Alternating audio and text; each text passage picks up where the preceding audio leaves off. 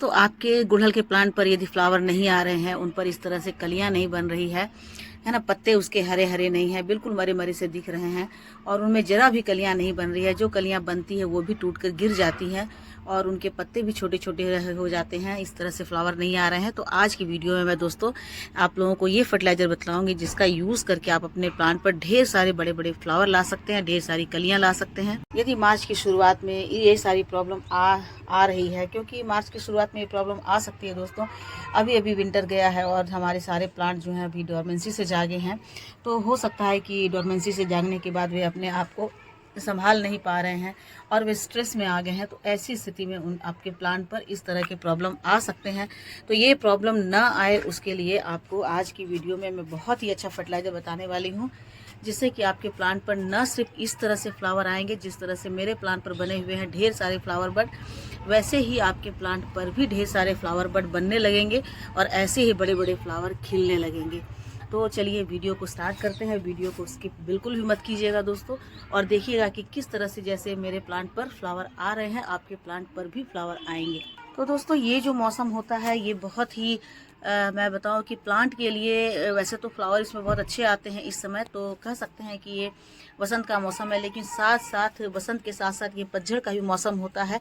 तो दोस्तों आपको अपने प्लांट का बहुत ही ज़्यादा ख्याल रखना है, बहुत ज़्यादा ख्याल रखेंगे तभी आपके प्लांट पर फ्लावरिंग होगी, अन्यथा आपके प्लांट जो हैं वो बिल्कुल मरे मरे से हो जाएंगे और उसके बाद उसमें फ्लावर नहीं आएंगे, उसमें कलियाँ नहीं बनेंगी, प्लांट की ग्रोथ कम हो जाएगी और उसके बाद प्लांट जो है आपका डाई बैक हो जाएगा।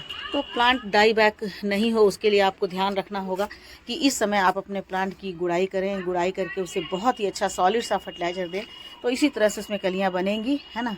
और साथ ही साथ उसके पानी का बहुत ज़्यादा ख्याल रखें, क्योंकि गुड़हल एक ऐसा प्लांट है जो कि बहुत ज़्यादा सूखा बर्दाश्त नहीं कर सकता और बहुत ज़्यादा गीला भी बर्दाश्त नहीं कर सकता। आप यदि इसे कम पानी देंगे तो ये स्ट्रेस में आ जाएगा और उसके बाद इसके पत्ते जो हैं वो पीले होने लगेंगे, और यदि आप इसे ज़्यादा पानी देंगे तो इसकी कलियां जो हैं वो झड़ने लगेगी। और दूसरी बात यह है दोस्तों कि आपको ये भी ध्यान रखना है कि गुड़हल के प्लांट पर बहुत सारा चींटियाँ लगती हैं, और ये जब जैसे जैसे गर्मी के दिन आ रहे हैं वैसे वैसे आप देखेंगे कि जो चींटियाँ हैं वो ठंडक ढूंढती है। तो ठंडी जगह उसे जब भी मिलते हैं प्लांट पर, तो प्लांट की मिट्टी जैसे गीली होती है, मॉइस्ट होती है, तो वहाँ पर वो चली जाती है और जाकर के चींटियाँ बैठ जाती है। जब चींटियाँ वहाँ आने लगती है तो चींटियों के साथ साथ मिलीबग भी आ जाएंगे। तो आपको ये ध्यान देना है कि आपके प्लांट पर चींटियाँ ना आए। चींटियाँ ना आए उसके लिए आपको क्या करना है, आपको हल्दी पाउडर लेना है ना। हल्दी पाउडर ले करके और उसको अपने प्लांट की मिट्टी में चारों तरफ डाल देना है। जहाँ पर आपके जो जड़ है प्लांट की, चाय पत्ती लेके और आपको प्लांट की मिट्टी की गुड़ाई करके और प्लांट की मिट्टी में जड़ के चारों तरफ आपको हल्दी पाउडर डाल देना है इस तरह से। तो हल्दी का पाउडर दोस्तों बहुत ही अच्छा फंगिसाइड होता है, पेस्टिसाइड होता है, इंसेक्टिसाइड होता है, और साथ ही साथ ये हमारे प्लांट की मिट्टी को बहुत ज़्यादा हेल्दी बनाता है। यदि हमारे प्लांट पर कोई फंगस भी लग रहे हों, तो मिट्टी में यदि फंगस लग रहे हों तो ये हमारी मिट्टी से फंगस को भी दूर भगाता है। तो आप ये तो ज़रूर कीजिए दोस्तों, ध्यान रखिए हर 15 दिन पर या 1 महीने पर आप अपने सारे प्लांट की मिट्टी में इसी तरह से जो हल्दी का पाउडर है वो स्प्रिंकल कर दें और मिट्टी को अच्छी तरह से मिला लें। इससे आपके प्लांट पर कोई भी चींटी नहीं लगेगी। और कई बार तो ऐसा होता है कि चींटियाँ जो है वो प्लांट के मिट्टी के नीचे यानी कि जो प्लॉट है हमारे पॉट के नीचे जाकर बैठ जाती है, वहाँ वो अंडे दे देती है और उसके बाद फिर उनका पूरा परिवार तैयार हो जाता है और फिर वही चींटियाँ जो है धीरे धीरे हमारे प्लांट के अंदर में भी एंटर कर जाती है। और जब चींटियाँ आती है तो मिलीबग भी आते हैं, और मिलीबग हमारे गुड़हल के प्लांट के लिए सबसे ज़्यादा खतरनाक होते हैं। तो आपको चींटियों को दूर भगाना है, तभी मिलीबग भी दूर भागेंगे। तो ये बात आपको हमेशा ध्यान रखना। तो ये एक काम तो ये हो गया दोस्तों। अब दूसरा क्या है कि हम अपने प्लांट को किस तरह से हेल्दी रख सकते हैं। तो सबसे बड़ी बात है कि प्लांट को आपको ऐसी जगह रखना है जहाँ पर कि उसे कम से कम तो 4 घंटे की धूप जरूर मिले, लेकिन 4 घंटे से ज़्यादा धूप नहीं मिले। 5-6 घंटे तो मिल सकती है, लेकिन 6, 7, 8, 9 घंटे की धूप नहीं मिले, क्योंकि धूप अभी काफ़ी तेज़ हो रही है और तेज़ धूप में हमारे प्लांट की जो पत्तियां हैं वो बर्न होने लगती हैं और इन्हें सन बर्न हो जाता है, तो फिर बाद में इन्हें बचाना बहुत ही ज़्यादा मुश्किल हो जाता है। तो इसीलिए आप ध्यान रखें कि दोपहर के समय कम से कम उनके ऊपर शेड पड़े और सुबह में इन्हें धूप मिले। शाम में भी मिल सकती है, लेकिन सुबह की धूप सबसे अच्छी होती है, लेकिन शाम में दोपहर में इन्हें बहुत ज़्यादा धूप नहीं मिले, नहीं तो ये आपके प्लांट जल जाएंगे। इस बात का आपको बहुत ज़्यादा ध्यान रखना है। तो ये तो 2-3 बातें हो गई। और पानी का ख्याल आपको रखना है दोस्तों कि बहुत ज़्यादा गीला नहीं हो, यानी कि बहुत सॉगी नहीं हो, मॉइस्ट जो ज़रूर हो, क्योंकि यदि ये ड्राई हो जाएगा तो आपके प्लांट जो है वो शॉक में आने लगेंगे। तो इस तरह से आपको ये ध्यान रखना है। अब चलिए बात करते हैं कि अभी हमें इन्हें कौन सा फर्टिलाइज़र दिया जाए जिससे कि प्लांट पर इस तरह से भर भर करके कलियाँ आए। यदि आपके प्लांट पर कलियां नहीं आ रही है, प्लांट की ग्रोथ नहीं हो रही है, अभी देख रहे हैं कि ये बसंत का मौसम है, बहुत ज़्यादा ग्रोथ हो रही है, हर प्लांट पर ढेर सारी कलियां आ रही है।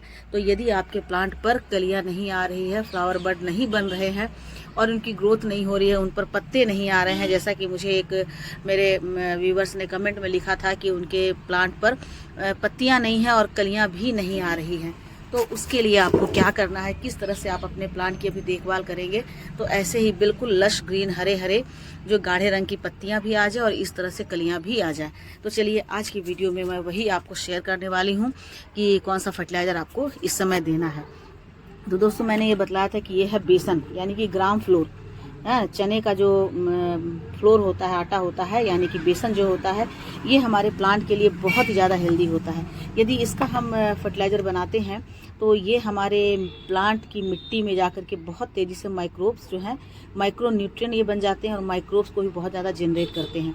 इसका फर्टिलाइज़र बनाने के लिए हमें क्या क्या लेना है दोस्तों, तो हमें इसके लिए चाय की पत्ती लेनी है, थोड़ा सा गुड़ लेना है और 1 से 2 चम्मच ये चने का आटा लेना है, यानी कि बेसन लेना है। तो देखिए दोस्तों, चाय पत्ती को हमें पानी में फुला कर रखना है और उसी में हमें बेसन को भी डालना है। तो देखिए हमने बेसन, चाय की पत्ती को इसमें डाल कर रखा हुआ है दोस्तों, और मैंने सुबह ही डाल दिया था क्योंकि चाय की पत्ती को जब तक उसमें कलर नहीं आएगा, चाय की पत्ती का एसेंस नहीं मिलेगा, तब तक ये फर्टिलाइज़र अच्छे से बनकर तैयार नहीं होगा।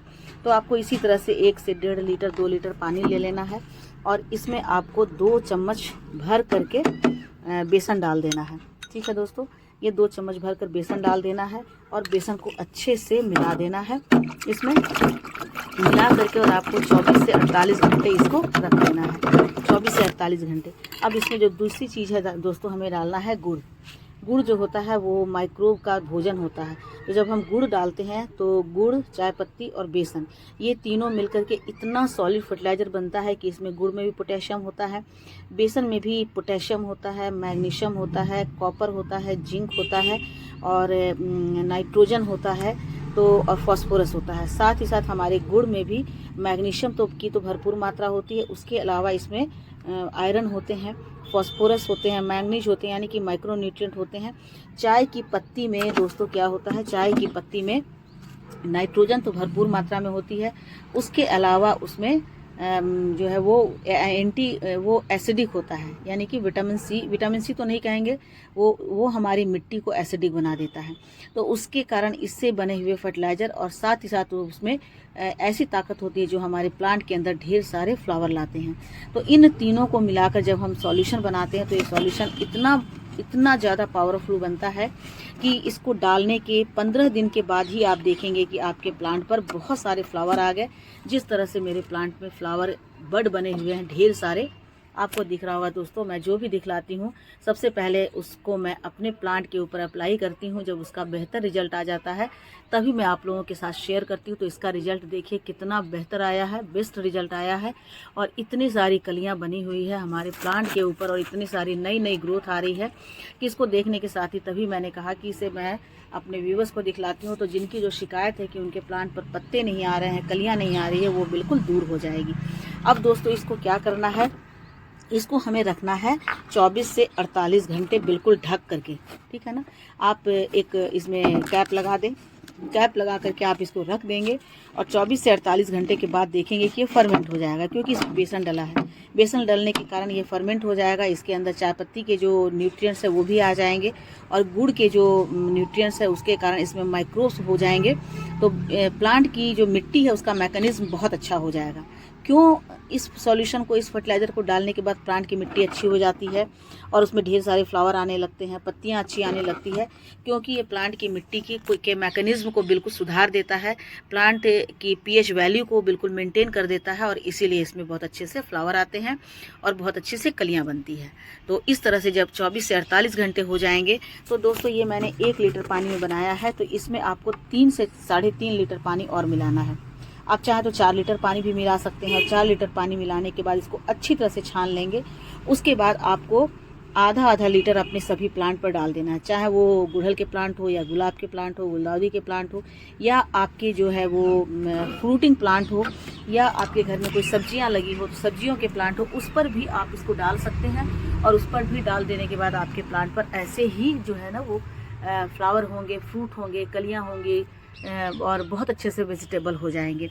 दूसरा चीज़ है कि यदि आप इसे मिट्टी में डाल रहे हैं तो आफ्टर 15 डेज आप इसे रिपीट कर सकते हैं, मतलब 15 दिन के बाद फिर से आप इसे रिपीट कीजिए। लेकिन यदि आप इसको दूसरे तरीके से भी डाल सकते हैं, जैसे आप इसको छान करके और किसी स्प्रे बॉटल में डाल करके और आप इसको स्प्रे भी कर सकते हैं। देखिए ये जो डाल है इसमें कितनी सारी कलियां बनी हुई है, मैं इसको आपको दिखला नहीं पा रही हूँ उधर से, तो दिखलाती हूँ। तो यदि आप इसको स्प्रे बॉटल में डाल करके और स्प्रे करते हैं तो आप हर सप्ताह इसको स्प्रे कर सकते हैं, यानी कि सप्ताह में 2 बार, सप्ताह में 1 बार आप इसको स्प्रे कर सकते हैं। ठीक है, आज जैसे आज संडे है, आज आपने किया तो फिर से आप वेडनेसडे को या फिर से सैटरडे को आप इसको स्प्रे कर सकते हैं। पूरे प्लांट पर स्प्रे कीजिए और स्प्रे हमेशा शाम के समय में कीजिएगा, तो आपको इसका बहुत ही अच्छा रिजल्ट मिलेगा। देखिए दोस्तों, 48 घंटे के बाद ये जो सॉल्यूशन तैयार हुआ इसे मैंने छान लिया है। अब छान करके मैंने इसमें और इसका डबल पानी मिला दिया है। पानी मिलाने के बाद ये जो बिल्कुल तैयार हो गया है प्लांट में डालने के लिए, तो आप इसको ले करके देखिए आधा लीटर है ना, ज़्यादा नहीं डालना है, आधा लीटर आप अपने सभी प्लांट में डाल सकते हैं। जो भी प्लांट आपके अभी बहुत ज़्यादा सूखे लग रहे हैं उसमें आप इन्हें डाल दीजिए इस तरह से, तो आप देखेंगे कि जल्दी ही आपके प्लांट पर बहुत सारी फ्लावरिंग होनी शुरू हो गई है। तो ठीक है, इस तरह से आप अपने प्लांट पर डाल दीजिए। दोस्तों आज के लिए बस इतना है। इसके अलावा आप लोगों के पास और कोई क्वेरी हो तो आप ज़रूर मुझे कमेंट में लिख कर बताइएगा, मैं उसका सॉल्यूशन दूंगी। यदि इससे भी आपके प्लांट पर फ्लावर नहीं आ रहे हैं तो मैं दूसरा फर्टिलाइजर भी बतलाऊंगी।